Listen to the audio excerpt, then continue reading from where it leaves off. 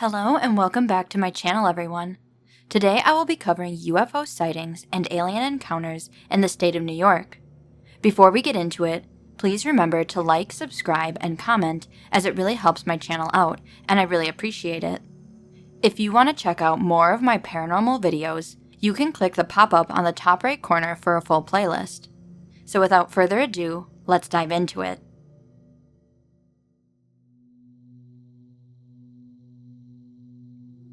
Saucer, domed plane, strange craft fly Long Island night skies. From the Long Island Press, Monday, August 9th, 1971. There are strange craft flying the night skies over Long Island. Either that or a lot of sober-sounding people were seeing things Saturday night and last night. A hot night in August could put spots in front of anyone's eyes, and summer has always been the saucer season, so the press staff didn't go bananas when Sal D'Angelo of 13221 81st Street, Ozone Park telephoned to report a strange object flying low in the sky about 10:05 p.m. Sal said he and about 8 other residents of Tudor Village saw the craft. It had a big dome with a rotating rim at the bottom, and the rim had flashing red and white lights. In short order, more telephone reports of an almost identical sighting came in from a woman at 127th Street and 97th Avenue, Richmond Hill, another woman at 75 Maplewood Street, West Hempstead, and 2 more women in Jamaica, one at 10316 168th Place and the other at 168th Place off Liberty Avenue. The next call came from Carmine Ventisanique of Laurelton, who said he was a mechanic for Trans World Airlines at Kennedy Airport. He said he and several others saw the object flying very low between 229th and 225 Streets and 138th and then 139th Avenues. He said the dome had a red light and there were revolving lights below it. Then the Richmond Hill woman called back, saying she had seen it again and that it bore a printed sign saying Allen Carpet Shops.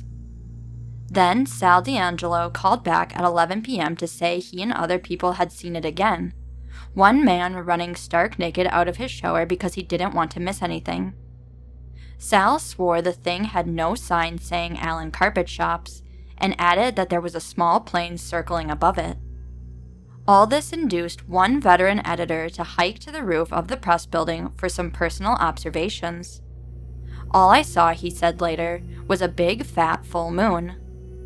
Late last night, William Honey of Springfield Gardens phoned to say he and his wife and children had seen it at about 10:55 p.m. in the Atlantic Avenue and Pacific Street area of Brooklyn. Honey said it had a green light on top, red on the bottom, and 8 to 10 strings of white lights on the bottom in a plane parallel to the earth. He tried to follow it in his car but lost it behind a building. Neither the regular police nor the Port Authority police at the airports knew anything about it. All the callers sounded sober and intelligent. So, what was up there?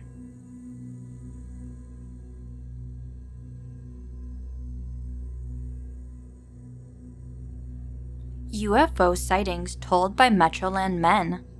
From the Knickerbocker News Union Star, August 14th, 1973. When Douglas Griffiths of 307 Rosa Road, Schenectady, went to get a camera to photograph the unidentified flying objects he watched from his front porch, they were no longer in sight. But he isn't the only one in Metroland to report having seen unidentified flying objects over the past weekend. Another story from Colony matches Griffiths very well. At about 9:30 Sunday night, Griffiths was listening to his VHF monitors, which he does as a hobby in his home, when he started hearing a lot of static. He looked outside to the cast and saw 3 quivering, bright lights playing tag with one another.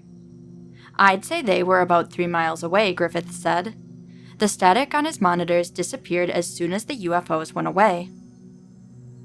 David Quillette of North Bethlehem was in the parking lot of Kmart in Colony Saturday night at 9:30 p.m. when one of his children called his attention to 3 very, very bright lights he described as moving the same way Griffiths had seen.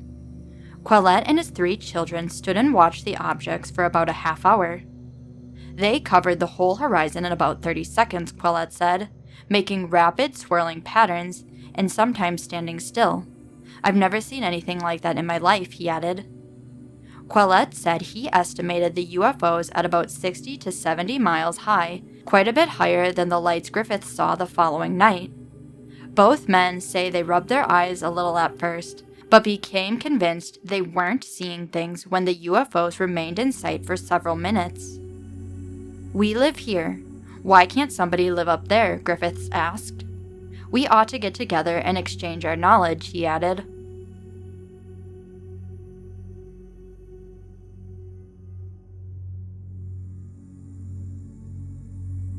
"11 people see UFO over 74th Street during storm."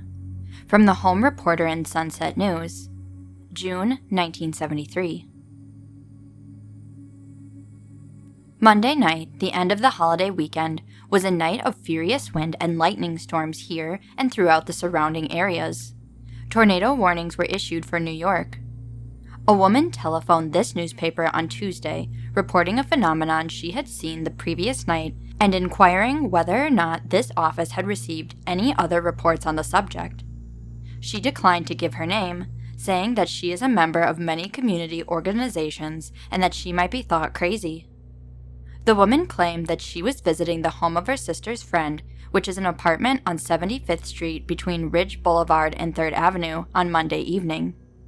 At about 9:10 p.m., she and the other visitors in the apartment, about 11 in number, began to notice what she described as weird lights outside the window. The site was facing north, toward 74th Street, according to the woman. The group left the apartment and went up to the roof for a better look, because at this time they had realized the lights were not lightning. She described the scene as being 2 dark clouds upwards in the sky. She could not estimate how high, and spaced a good distance apart. According to her description, lights were shining from behind the 2 clouds and flashing on and off, as if responding to each other.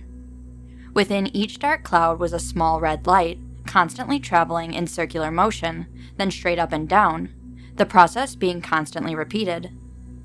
The woman claimed that this spectacle continued until about 10:30 p.m. and that all the people regretted that they had no camera to take pictures of the site. She also commented that she had thought it strange that about 7 or 8 airplanes had passed while this was going on, and surmised that perhaps the planes were dispatched to observe the site. The woman said that she, nor any of the people who reportedly saw this site, notified the police, U.S. Army, Air Force, or any other authorities for fear of being thought crazy, but that she had reported it to Timothy Beckley of the Manhattan Gazette, who she said has an interest in unidentified flying objects. Although our neighborhood was spared the tornado, such storms did actually spin through parts of New Jersey, uprooting trees and wreaking little or other havoc.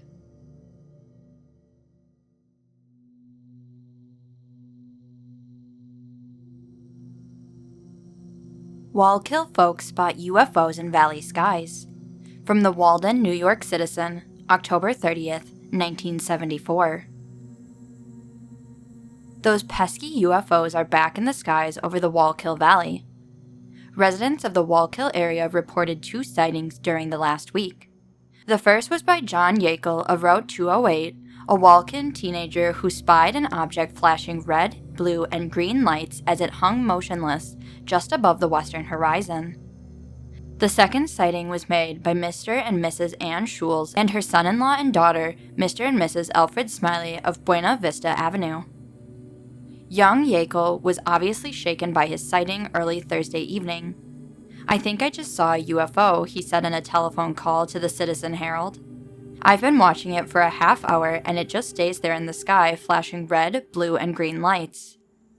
Managing editor Dick Ambrose joined Yackel outside of Clara's Diner on Route 208 and watched the object until it disappeared 10 or 15 minutes later. Mrs. Schulz and the Smileys watched the 2 flashing objects between 11:30 and 1 a.m. Sunday night. The object in the western sky disappeared below the horizon, indicating a possibility it was a star or planet, but the object in the eastern sky only moved further east. On this object, they trained a telescope capable of bringing into view the moons of Jupiter and the rings of Saturn. It was too bright for them to make any positive identification, but they definitely saw red, blue, and green light flashes along its perimeter.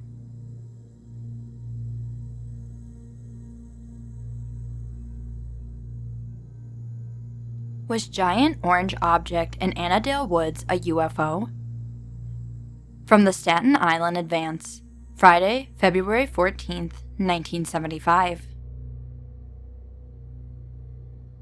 Monday night, off a lonely Annadale street on a frozen pond which seemed anywhere but in North America's largest city, 2 high school boys claimed they saw an unidentified flying object. Eager to learn if the ice had formed on a local pond, Fred Sutter and Mike Killian, both 15, had left Michael's home on Highland Boulevard around 7 p.m. They walked up Barclay Avenue and then detoured into the woods where a small, no-name pond sported its first ice cover of winter. They walked onto the ice, midway over the pond, when Michael, out of the corner of his eye, saw a strange orange light glowing in the northwest. He gazed at it for a moment and then nudged his friend's arm. The two stood silent in the winter night, hearing, they claimed, only the scratch of wind-blown leaves sliding over the ice. 400 feet away, silent and without motion, hovered an orange object. Shaped, the boys said, like a 20-foot football, it glowed steadily and without throb for 5 minutes until its outer edges converged to its center, leaving only a small orange ball. Then the light vanished. Frightened, the boys ran to a friend's house and retold their experience. The next morning, because school was closed, they returned to the spot where they sighted the object.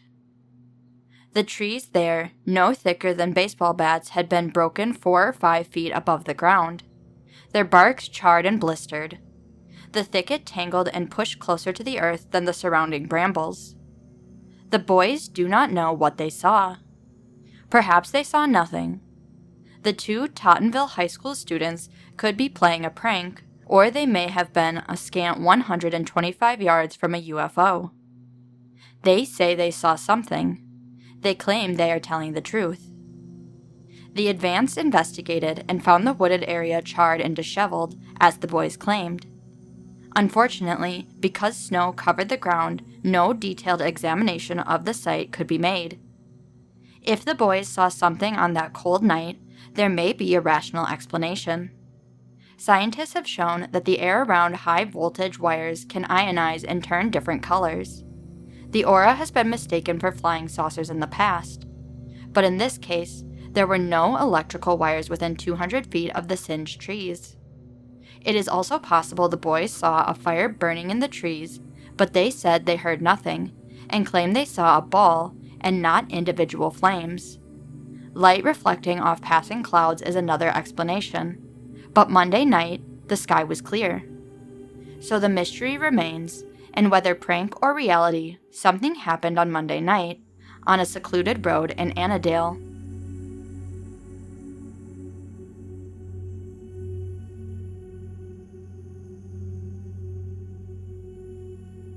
They're everywhere. From the Herald Journal, April 7th, 1978.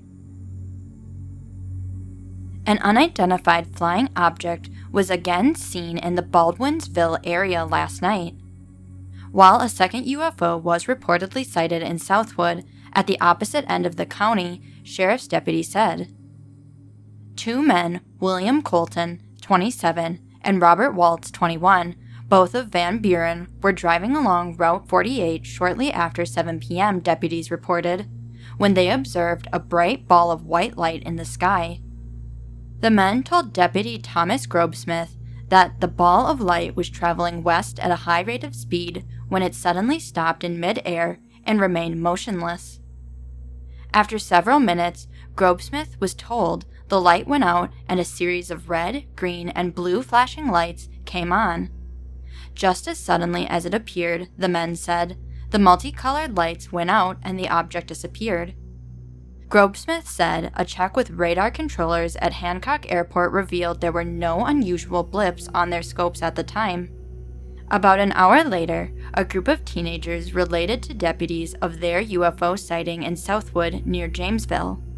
The 8 youths, 6 boys, and 2 girls told Deputy DJ Murphy that they were riding bicycles near the Southwood Water Tower Hill when 3 lights appeared in the southern sky.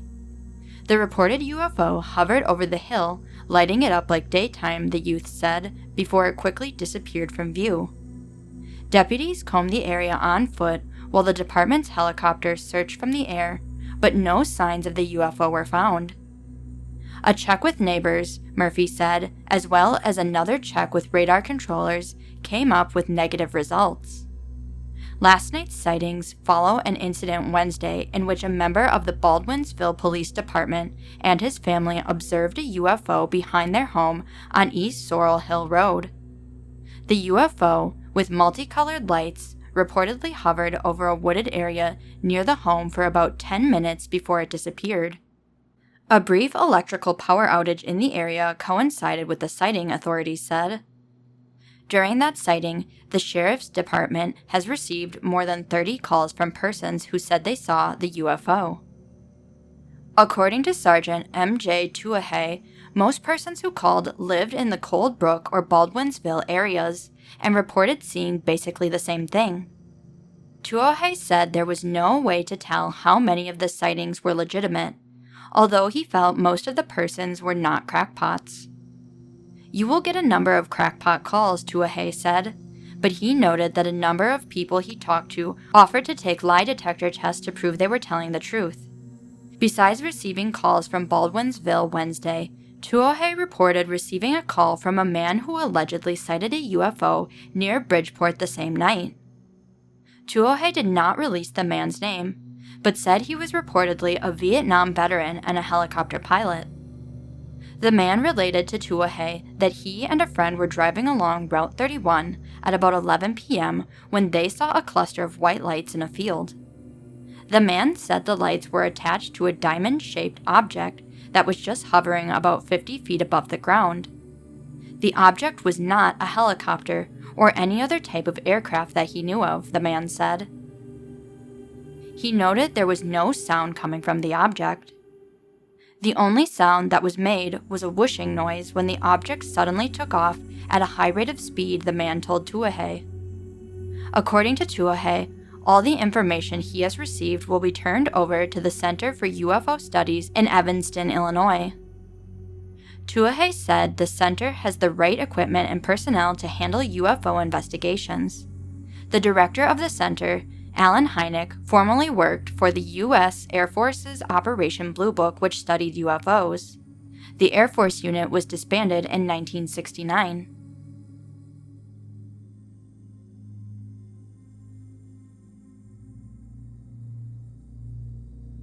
Flurry of UFOs turn eyes to the sky in Rockland County.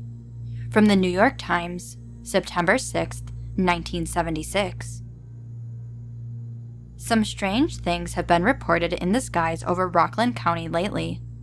Few people are getting excited, but reports of unidentified flying objects have cropped up in newspaper items and on police blotters and have become the subject of considerable talk. More than a score of UFO reports have been made in the last 2 weeks to the police in Stony Point, Orangetown, Haverstraw, and Ramapo, and occasionally policemen have joined the callers to watch what appear to be mysterious phenomena. Sometimes they looked like cigar-shaped objects, silvery or dark in silhouette, hovering singly or in pairs above the horizon against the orange twilight of dusk or the pastels of dawn. More often, they seem to be bright lights in the night sky, blinking and changing colors from red to blue to white to green, usually hovering in one spot for a while before soaring away. Everyone's become sensitized to this thing. Everybody seems to be looking skyward, said Warren Burbett, a 33-year-old Suffolk, New York lawyer who said he saw 2 of the cigar-shaped things over the western horizon at 7:40 p.m. last Monday. Other sightings have been reported over the Tappan Zee Bridge near Nyack, in Tompkins Cove, Haverstraw Township, and at various points in Orangetown, Ramapo, and Stony Point. Stars, planets, aircraft, and atmospheric quirks all have been suggested as explanations, but none seems quite satisfactory. "These people saw something that has not been explained," said Mr. Burbett. "You can't just dismiss it."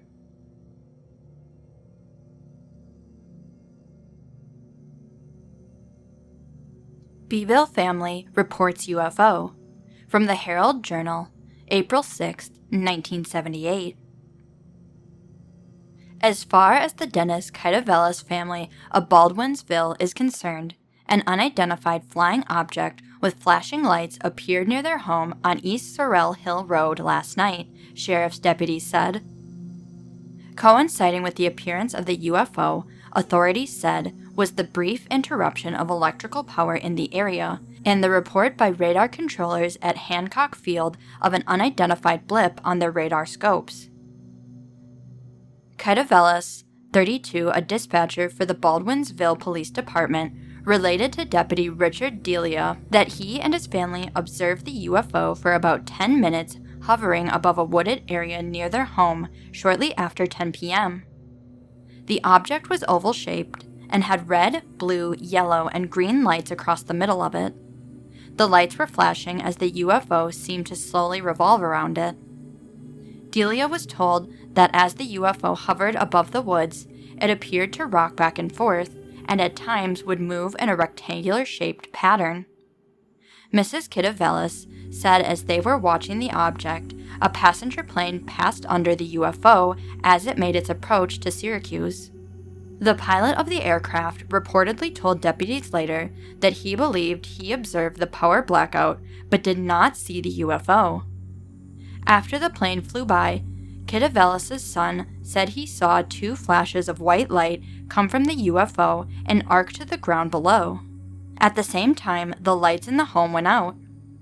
Officials at the U.S. Weather Bureau at Hancock Airport reported no unusual weather activity in the area last night and said there were no official reports of any abnormal astronomical occurrences.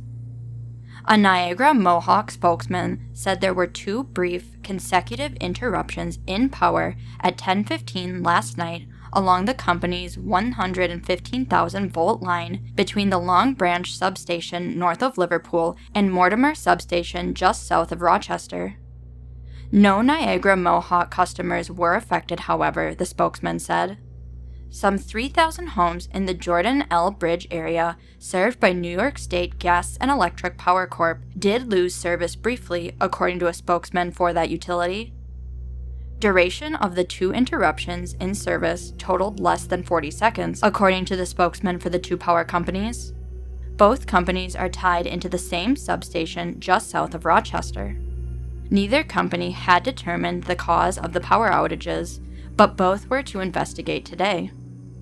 Niagara Mohawk will check the span of its power line by helicopter.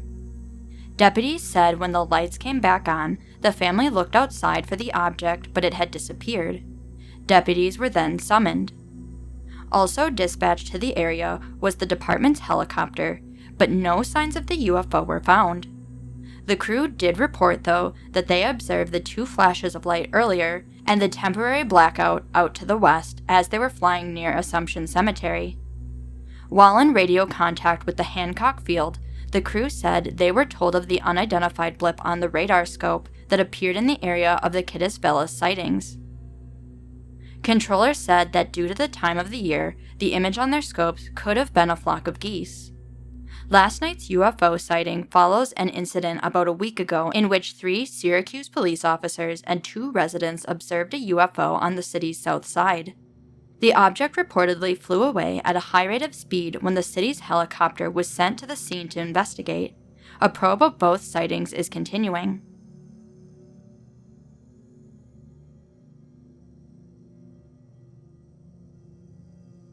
Close Encounters.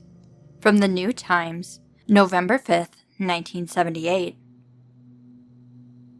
A recent rash of UFO sightings has occurred around the world, and central New York is no exception. A Verona man says he witnessed 3 unidentified flying objects hovering over a U.S. Air Force communications test area on the night of October 23rd. David Williams, not his real name at his request, a resident of Germany Road in Verona, says he was watching television at about 9:20 p.m. when all of a sudden I heard this noise coming from my backyard. I went outside to see what it was, and I saw these lights in the sky that appeared to be the source of the noise. Williams says he saw 3 oblong-shaped objects with flashing yellow and orange lights in a V formation hovering about 65 degrees above the horizon. After several minutes of watching, Williams says he observed what he thought were jets from nearby Griffiths Air Force Base approaching the objects. The UFOs, he says, then moved off a lot faster than the jets, only to return after the planes had left the area. Williams said that he sought out several other people to witness the phenomenon, so nobody would think I'm nuts. He says 4 other persons also saw the unidentified objects, which he said were visible for about 1 hour and 20 minutes. A check with the Oneida station of the New York State Police showed that the incident was reported to the troopers. A police spokesman said that there were no other reported sightings in the area at the time that he knew of. Griffith AFB spokesman Lawrence Clavitt said that he could offer no comment beyond the Air Force's official position that we don't believe in UFOs. Richard Garcia, a spokesman for the Rome Air Developmental Center at Griffiths, said that the area referred to by Williams is part of an Air Force troposphere scatter network that transmits microwave signals from Verona to Buffalo and back. He said that at the time in question, there were no Griffiths AFB-related flights over that area. Garcia said that the Air Force did not engage in any type of airborne testing in that area. According to Williams, there's a lot of radar and microwave activity at the site near his house. He said he had heard stories of previous sightings in the area from other residents, but that it was the first time that he had personally witnessed anything. Williams said he and his wife have lived in the area for about 1 year. The whole thing was right out of Close Encounters, he said.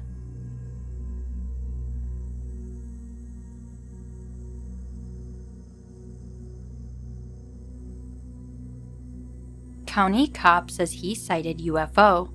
From the Daily Argus, August 2nd, 1979. A Westchester policeman says he saw an unidentified flying object not once, but twice early Wednesday in the sky over Pound Ridge in northeastern Westchester. Officer William Shaughnessy, a member of the Westchester County Police and a resident of Yorktown, said he saw the object at 1:35 a.m. and again at 1:47 a.m. He said it apparently caused a jamming in his police radio. Shaughnessy was on duty in the lakeside parking area at the Ward Pound Ridge Reservation when he said, "I saw a large ball of white light traveling in a southeasterly direction. At one point, the object stopped and made a complete right turn and headed in a westerly direction," he said. As the object was turning, it flashed with greater brilliancy, he said, adding that he observed it for about 1 minute. The officer said the second time he saw the object was at 1:47 a.m. when it reappeared from a westerly direction and then headed east. This time the object was observed for about 45 seconds, he said.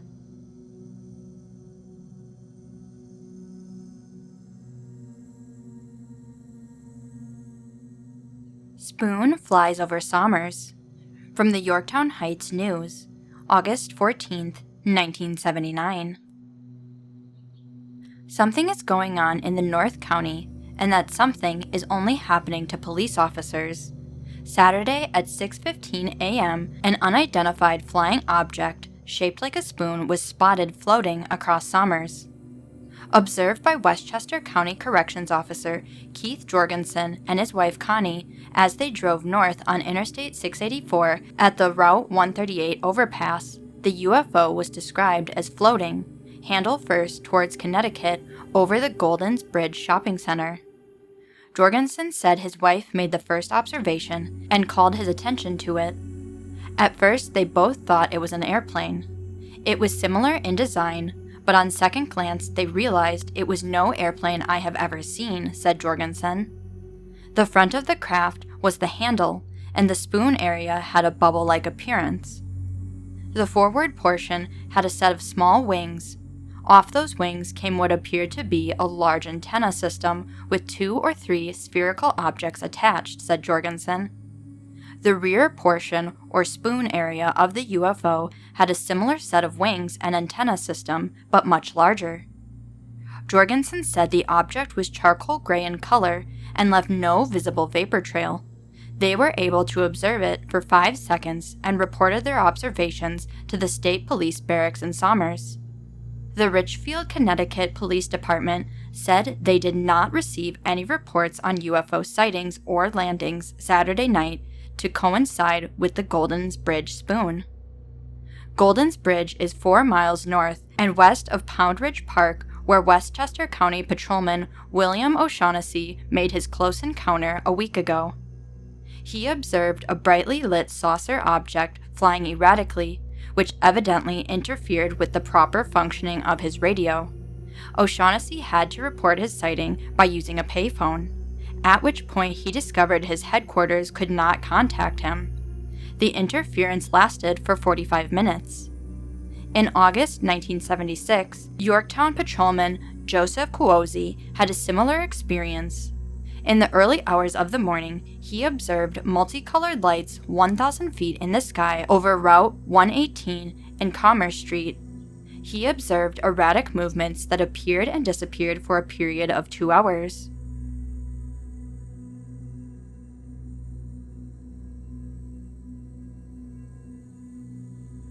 Local team learning to stalk life from the stars.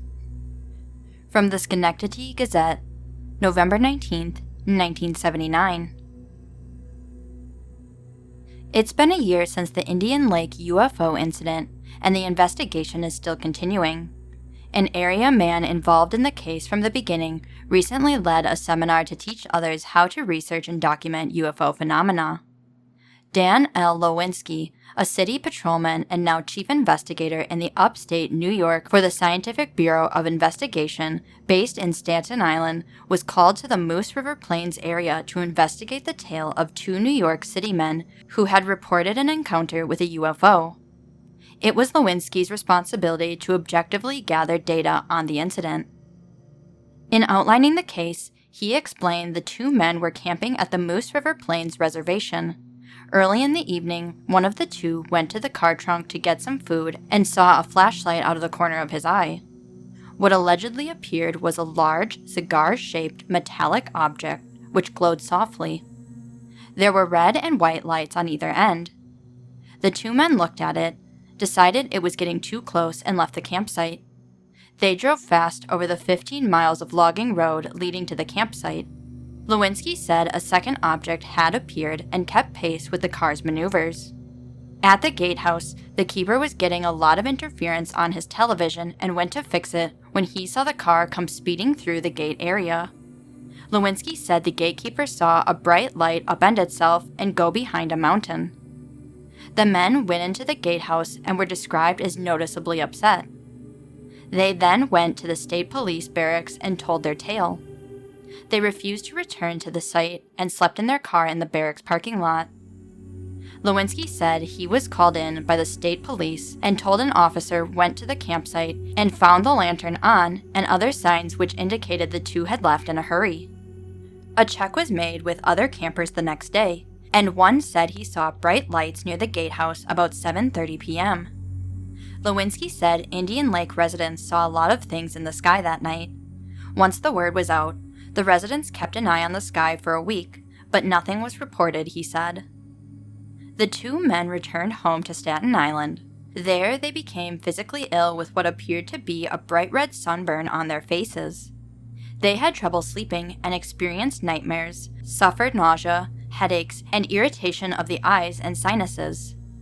Lewinsky said there was a possible time loss involved in the incident, and plans for hypnotic regression are being made to determine what actually happened. Training investigators to conduct a UFO probe was the purpose of Lewinsky's course. It was held for the newly recruited Upstate Investigations Unit of the Scientific Bureau of Investigation, a private research group actively engaged in researching UFO incidents. The course is taught at the old schoolhouse in Auriesville. The new investigators are Warren G. Bundy of Schenectady, professor of police science at Schenectady County Community College, Michael O'Brien of Northville, a Gloversville police officer, Alan LaSalle, a private contractor in Stamford, and David E. Waters of Ballston Spa, an electrical technologist. Also attending were Peter Mazzola and James Fillo, international directors and originators of the SBI. Mazzola is a New York City detective and an expert in polygraph and physiological stress evaluation, Lewinsky said. He noted Fillo has been researching UFOs for 15 years and is an excellent photographer. Peter Spangler, SBI Regional Director, and Thomas Dawakowski, State Director, also attended. The SBI officials attended as observers and additional instructors. The seminar consisted of audio visuals, records, tapes, and lectures. There are classifications of UFO sightings and sculptures of entities reported in various encounters.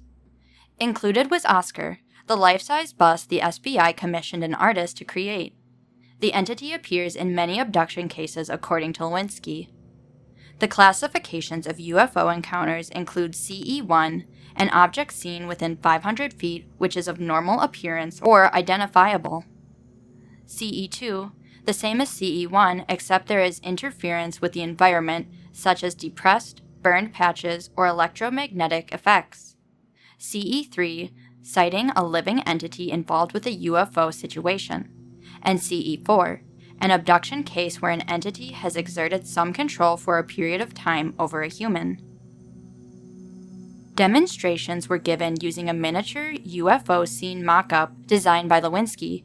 It consists of a graduated compass layout complete with figures, buildings, trees, vehicles, aircraft, people, and roads. Intended for training, it can also be used to reconstruct a UFO encounter.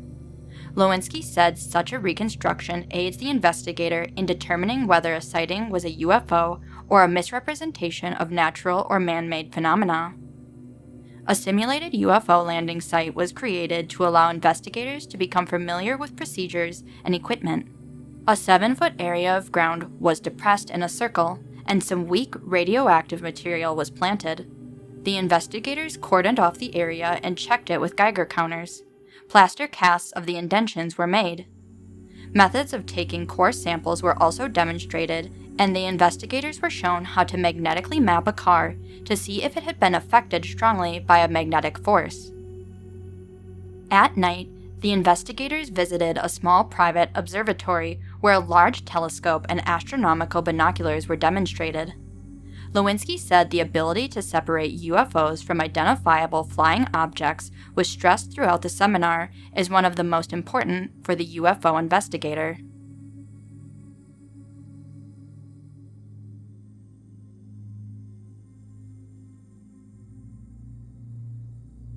Woman reports spotting UFO in Arkite. From the Evening Observer, November 19, 1979. A UFO sighting near Weaver Road here was reported to Fredonia-based state police at 7 o'clock this morning.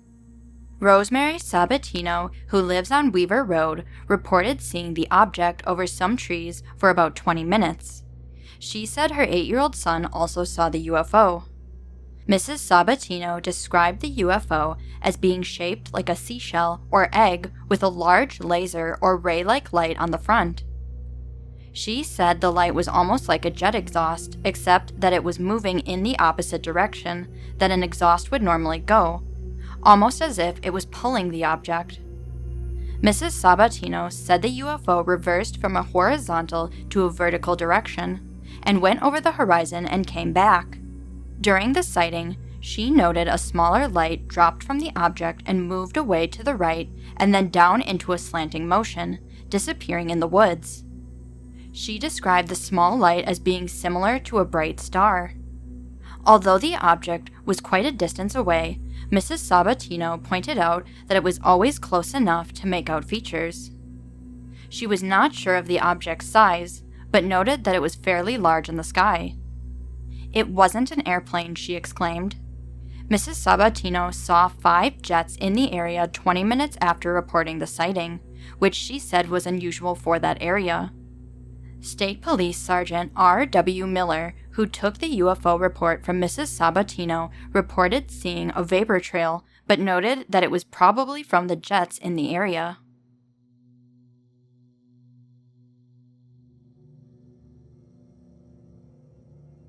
A UFO or something flies over Ovid. From the Fingerlakes Times, February 22, 1980. Scott Niddle says if he ever sees a bright orange light in his bedroom again, he's going to dive under his blankets. The 11-year-old and his mother, Beverly Cohen, appear to be the only ones who had a close look at an unidentified flying object seen here by many local residents Monday night. Around 9:45 p.m., I was just laying in my bed, and then this light came through my window and made everything orange, said Niddle. At first, he thought it was moonlight, but when he took a closer look, there was this oval-shaped thing with about 10 windows straight across it, hovering over the field in the back of his home on Route 96, said Niddle. It was then he called his mother. When she entered the bedroom, Mrs. Cohen said, "The room had an orange cast, and I went over to the window, and this thing was up in the air, about 30 feet high and 150 feet away. The object," she said, "was egg-shaped and about 5 feet wide. I've never seen anything like it," she added. "It was just a big, bright orange blob." Seconds later, said Mrs. Cohen, the object shot straight up in the air, heading north toward Auburn, and exploded. "I thought at first it was an airplane crash, but there wasn't any noise, and there wasn't a fire or flames or anything," she said. "It was just like someone turned a light switch off and it was dark again. Except there was like a little red blinking light that came from it after it blew up, and I just watched that until it disappeared."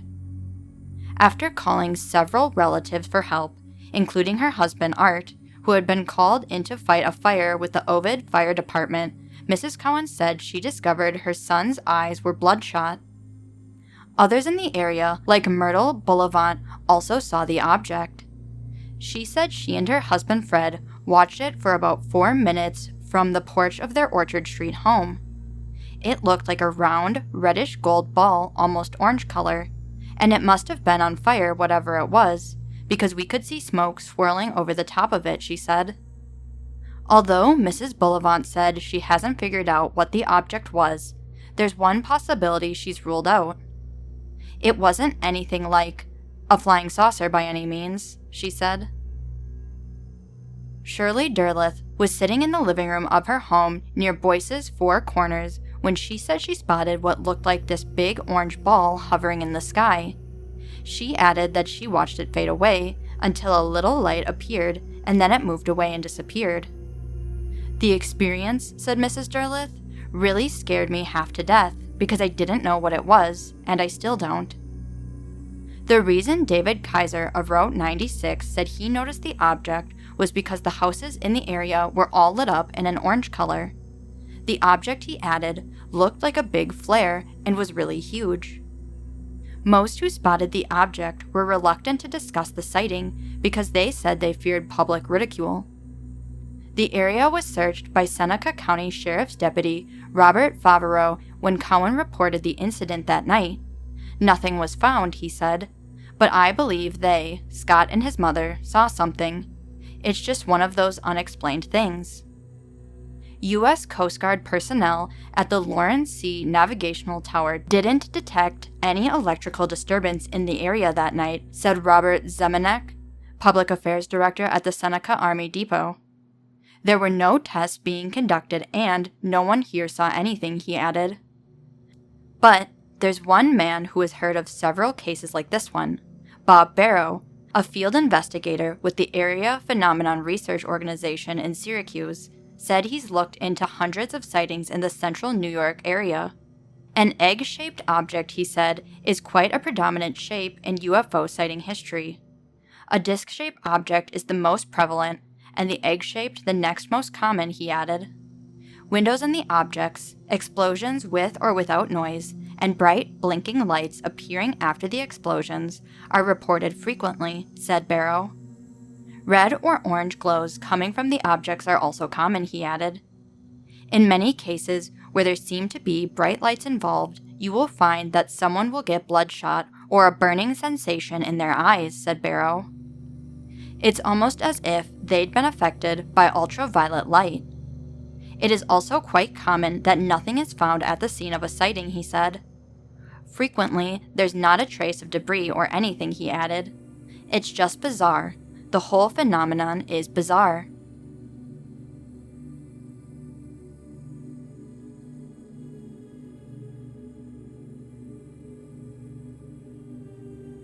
Were UFOs hovering over us last night? From the Evening Press, March 4th, 1980. Just what was that blob of orange and yellow lights that hovered over the Binghamton Plaza about 8:15 last night before flying off in space? That's what about 10 people frantically wondered today as they tried to convince their friends and relatives that they weren't on a weeknight bender when they reported, well, you'd have to consider it a flying object that was yet to be identified. It was really kooky, said Daniel Polamis of Port Crane. I wish I was drunk so I could explain it that way. Gary Slocum of Sunrise Terrace said, I'm a believer now in strange objects. I don't necessarily say there are little green men up there, but I think I know what I saw. These things appeared saucer-like, oval-shaped. In a scene that had to happen sometime in Rod Serling's hometown, observers said they saw anywhere from 2 to about 10 orange-yellow lights flying in formation, then converging and almost bumping into each other. The whatever it was then floated noiselessly above the plaza, some said. There was 4 lights just sitting there in the sky for about 5 minutes, Palamas said. Then they headed north, he said. Slocum had a different version. There were about 10 saucer-like, orangish-colored objects moving across the sky, sometimes in unison and sometimes not. They seemed about as far away and about the same size as stars, Slocum said. What could it have been? A bird? Only if the bird came equipped with lights and batteries. A plane? Or planes? Sounds like a good theory. I thought I saw 2 planes, said Vivian Arquette of Hillcrest. It's funny that they would come side by side together. Then the plane on the left stopped, perfectly still in the air. I thought, how could a plane stop? Arquette then dashed the plane theory. It couldn't be a plane and stand still. It couldn't be a helicopter and not make noise. She and others said they saw a real plane that apparently passed near the lights, just missing them. Arquette mentioned another theory. One person thought they could be balloons filled with helium, but how could they come up and line up like that? No authorities could clear up the mystery this morning. A spokesman at the Broome County Air Traffic Control Tower said the night crew reported getting a few calls, but nothing unusual on radar. How about the unthinkable? Was it a UFO? Some lady said, hey, it must be from outer space, Arquette said. I kind of hesitated even calling you because some people think it's your imagination. No, this wasn't my imagination. Palamas said, my feelings about UFOs is that they're a phenomena of nature, a quirk, like a reflection off of a jet or off a river. But last night's thing, there were just 4 lights. Dull yellowish orange. There was no shape. Palamas said if the lights just had disappeared, he would have thought them just a reflection, but seeing them fly off killed that theory. For every person who dares breathe a suggestion about UFOs, there is a scientist looking for a rational explanation. From the somewhat contradictory description he was given over the phone, Robert Aguglia, curator of the Copernic Observatory, mentioned the possibility of a satellite whose large, flat surface reflected light. Such a satellite's motion would appear erratic to the untrained eye, he said. Aguglia also said that if the light were more diffused, it would have been an aurora, a display of the northern lights. The Reverend Barry Downing, an Endwell author of a book on UFOs and religion, said of such long-distance lights, these might be genuine UFOs, but the chances of identifying them are so remote, it's the least useful type of sighting. Arkite had another observation, called from reading about UFOs. I had in my mind that they'd be faster than that, and I never imagined they would be over the city like that. I thought they would be out in the country. Sounds like some people thought they saw a UFO last night.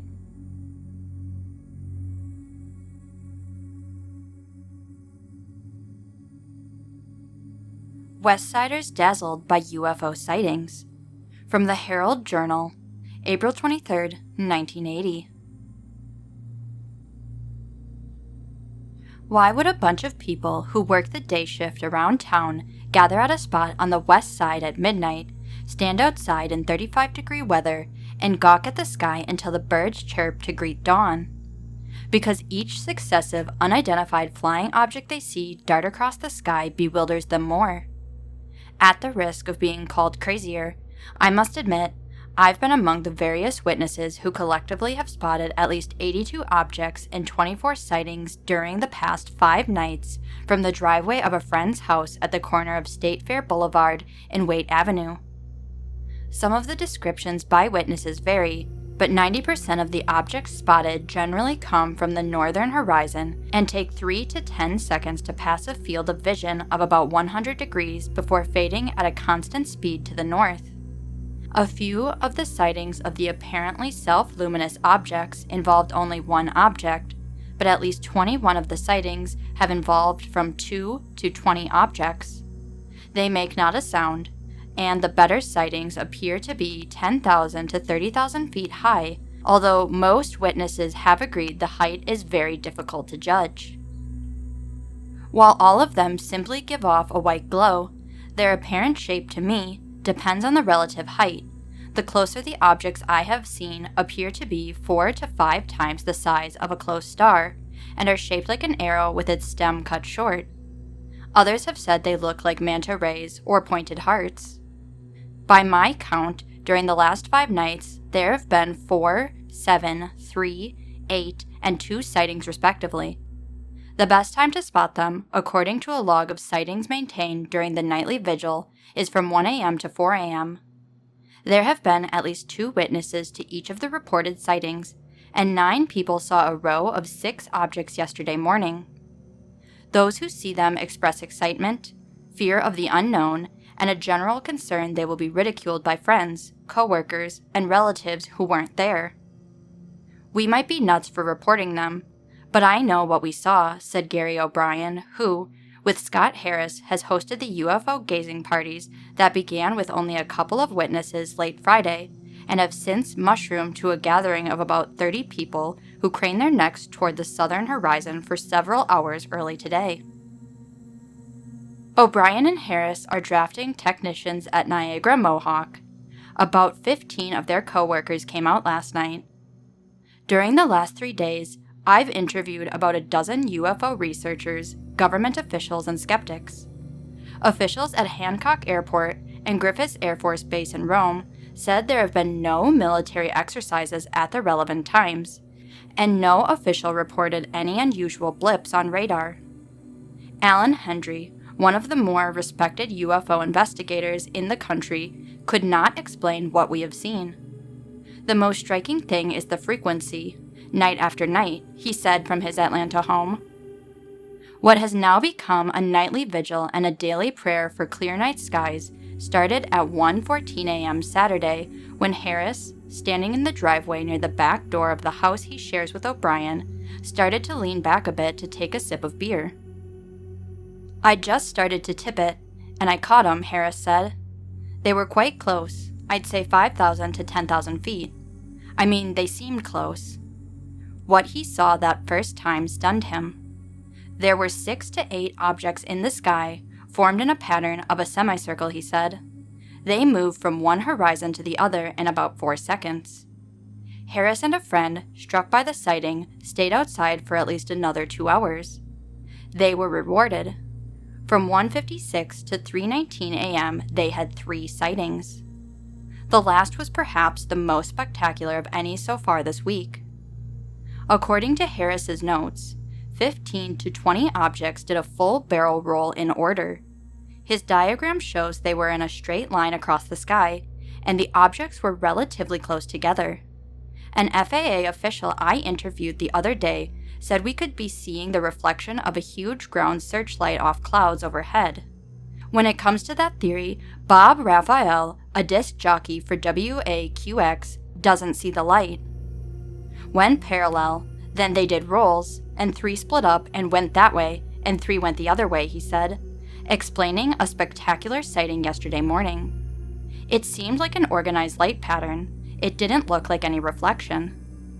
Raphael's radio station, informed of the sightings by O'Brien a couple of nights ago, has helped the cause by playing songs like Waiting for the UFO since then. Raphael said he was curious, not skeptical, when he got the first phone call from O'Brien. I asked him how he felt after his first sighting. Shock might be the word, but it's a common word, he said. I saw something I never ever seen before. It's like seeing the second coming a third time. I don't know if shock is the right word. Awe might be better. An Air Force official said the sightings actually might be of jets, whose lights often play visual games in the night sky. O'Brien and all others who have seen the objects dismissed the notion immediately. The apparent speed and lack of noise convinced them.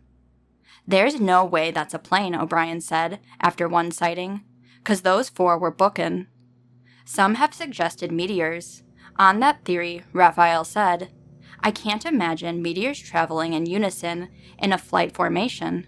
I can't imagine 6 meteors getting together and saying, hey, let's do this, and then do barrel rolls together. These are flying in definite flight patterns. That these sightings have occurred on Waite Avenue is appropriate.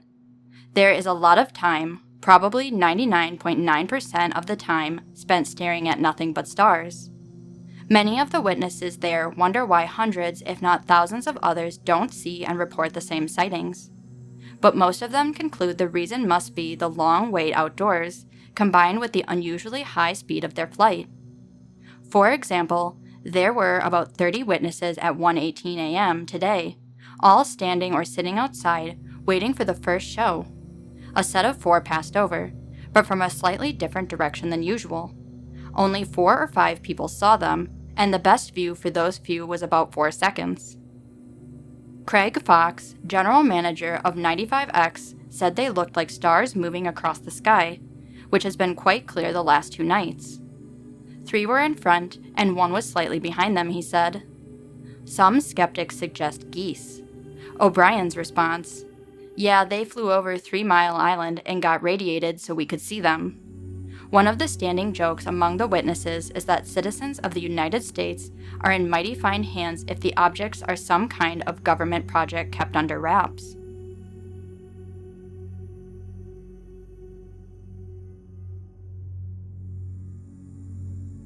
UFO Spotted in Larkmont. From the Daily Times, January 7, 1979. Vincent Wins, Edgemont High School wrestling coach, and 2 of the school's team, Cliff Melman and Doug Baumgarten, would like to know whether anyone else saw what they saw at 6:49 p.m. Saturday. An unidentified flying object that hovered briefly over Weaver Street near the Hommock School, then sped off like a shot toward New York City.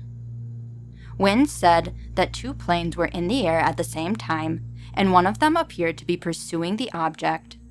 A transparent triangular configuration with brilliant green, yellow, and red lights were at the 3 corners. While the 3 watched, the object, resembling a flying wing on the starship in the movie Close Encounters of the Third Kind, became invisible for a moment. It then reappeared in a new, roughly pentagon shape marked with numerous yellow and orange lights of spectacular brilliance. Wynn said several other people were also leaving the Hommock School at the conclusion of a wrestling match. He tried to point out the object to some of them, but it sped out of sight too rapidly. Wynn said he will make a formal report to the Mamaroneck Town Police on Monday when his 2 wrestlers will be available to corroborate his statement. I would never tell the story without witnesses to back me up, he explained. Thank you for watching this video. I hope you liked it. What state should I cover next? Let me know in the comments below. And a quick shout out to my subscriber Rochelle for picking this week's state. If you have your own scary story or close encounter to share, you can either send it in the comments, post on my subreddit, r/ihaveaspookystory, or send it to my Gmail, pinkpossiblystories@gmail.com. Maybe your story will be in a future video. Good night, sleep tight, and don't let the shadows bite.